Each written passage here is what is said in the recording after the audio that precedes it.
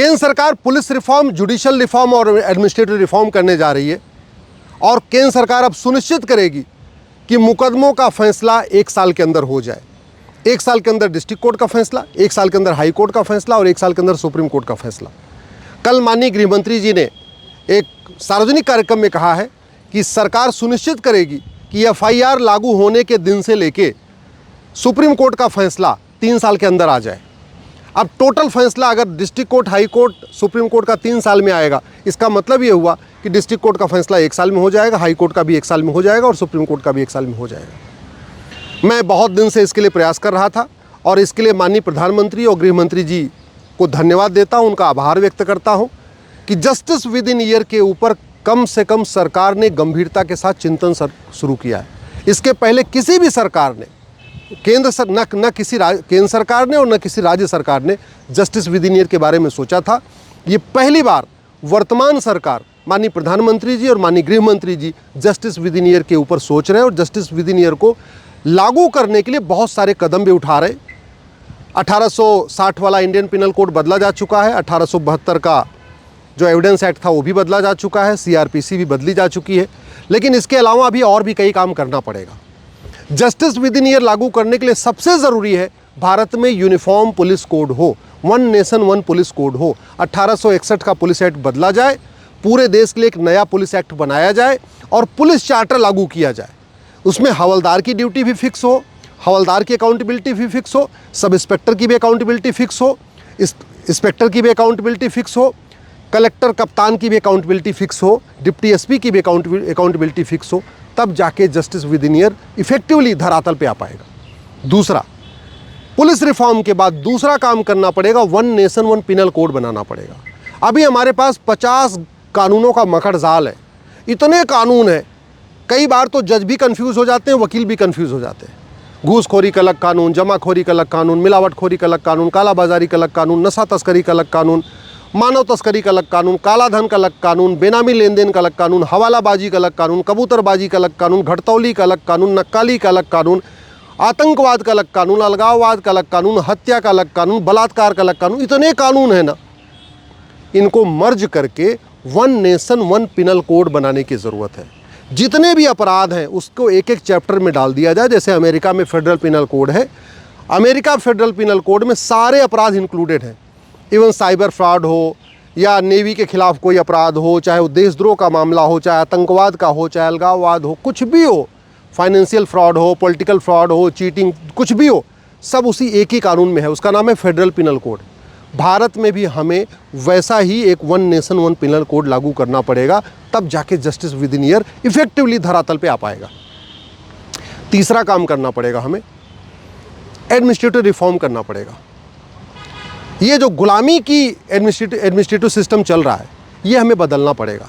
ये जो थाना है ना, इसको हमें प्राथमिक सुरक्षा केंद्र घोषित करना पड़ेगा। ये प्राइमरी सिक्योरिटी सेंटर, इसको हमें डिक्लेयर करना पड़ेगा। जिसको हम थानेदार कहते हैं, वास्तव में इसको प्राइमरी सिक्योरिटी ऑफिसर कहना पड़ेगा। मेंटलिटी तब बदलेगी जब गुलामी के जो टर्मिनोलॉजी बदलेगी, गुलामी की भाषा बदलेगी, गुलामी की पुलिस व्यवस्था बदलेगी, गुलामी की न्यायिक व्यवस्था बदलेगी, गुलामी की प्रशासनिक व्यवस्था बदलेगी। एडमिनिस्ट्रेटिव रिफॉर्म करना पड़ेगा, जुडिशल रिफॉर्म करना पड़ेगा, जुडिशल चार्टर लागू करना पड़ेगा, जजों की अकाउंटेबिलिटी और रिस्पॉन्सिबिलिटी तय करनी पड़ेगी, कौन सा केस कितने दिन में तय करना, इसको तय करना पड़ेगा। और जो सबसे इम्पॉर्टेंट है, वो एविडेंस एक्ट को बदलना पड़ेगा। भारत में झूठ बोलना अपराध नहीं है। जब तक झूठ को जघन्य अपराध नहीं घोषित करेंगे, तब तक मुकदमों की बाढ़ आई रहेगी। आज की डेट में जो 5 करोड़ केस चल रहे हैं, उसमें से 50% फर्जी केस है। झूठी शिकायत हो रही है, क्यों? क्योंकि झूठी शिकायत अपराध नहीं है। झूठा लोग एफआईआर कर देते हैं, करवा देते हैं, क्योंकि झूठा एफआईआर करना और करवाना गंभीर अपराध नहीं है। पुलिस के लोग झूठी जांच कर देते हैं पैसा लेके, क्योंकि भ्रष्टाचार आम बात हो चुकी है और झूठी जांच करने पर कोई दंड नहीं मिलता। झूठी गवाही चल रही है, क्यों? क्योंकि झूठी गवाही कराना और झूठी गवाही करवाना ये भी कोई अपराध नहीं है। झूठा लोग एफिडेविट फाइल कर देते हैं, झूठे कागज़ फाइल कर देते हैं, लोग झूठा आधार कोर्ट में दे देते हैं, झूठा राशन कार्ड दे देते हैं, झूठा जो है वो ड्राइविंग लाइसेंस बना के देते हैं, झूठा एज सर्टिफिकेट दे देते हैं, झूठा वोटर आईडी बना के देते हैं, सारे फर्जी। झूठी वसीयत हो जाती है, झूठी विरासत हो जाती है। उत्तर प्रदेश के जौनपुर ज़िले में एक व्यक्ति का मुकदमा 40 साल से चल रहा और 40 साल में ये नहीं तय हो पाया कि उनकी मृत्यु 31 मार्च को हुई थी कि 2 अप्रैल को हुई थी। एक पार्टी ने कहा इनकी मृत्यु 31 मार्च को हुई थी, दूसरी पार्टी ने कहा इनकी मृत्यु 2 अप्रैल को हुई थी। दोनों पार्टियों ने एक एक वसीयत करा रखी है। 40 साल में भी तय नहीं हो पाया कि किसकी वसीयत असली है, किसकी वसीयत नकली है। नकली वसीयत क्यों बन गई? क्योंकि नकली वसीयत बनाना और नकली वसीयत बनवाना गंभीर अपराध नहीं। कल पंजाब में माँ बेटे ने मिलकर एयरफोर्स की ज़मीन को बेच दिया। क्यों? क्योंकि फर्जी ज़मीन, कागज़ के जरिए ज़मीन बेच देना कोई गंभीर अपराध नहीं। और सब मिले हैं, ऐसा जो पंजाब में हुआ उसमें सब मिले होंगे, तहसीलदार भी मिले होंगे, पेशकार भी मिले होंगे, लेखपाल भी मिला होगा, कानून को भी मिला होगा, रजिस्ट्रार भी मिले होंगे। और ये क्यों मिल गए? क्योंकि पैसा मिल गया और उनको कानून का खौफ नहीं है कि हम पकड़े जाएंगे तो कुछ होगा। तो जब तक एविडेंस एक्ट नहीं बदला जाएगा, झूठ गंभीर अपराध नहीं होगा, झूठ पकड़ने के लिए नार्को पॉलीग्राफ ब्रेन मैपिंग कानून नहीं बनेगा, तब तक मुकदमों की जो बाढ़ आई हुई है ये कम नहीं हुई है। लेकिन जैसे ही ये cancer justice with in year लागू हो जाएगा, आप ये मान के चलिए भारत की 50% समस्या खत्म हो जाएगी। आज गांव में एक दबंग एक गरीब की ज़मीन पे कब्जा कर लेता है, क्योंकि उसको पता है कि ज़मीन पे कब्जा कर लो, 40-50 साल इस पर खेती करो या इसको यूज़ करो, 40-50 साल मुकदमा चलेगा और बहुत होगा, हार जाएंगे मुकदमा तो ज़मीन वापस कर देंगे। जब तक ये कानून का खौफ नहीं होगा कि दूसरों की ज़मीन पे कब्जा करूँगा तो हमारे ऊपर बहुत बड़ा जुर्माना लगेगा।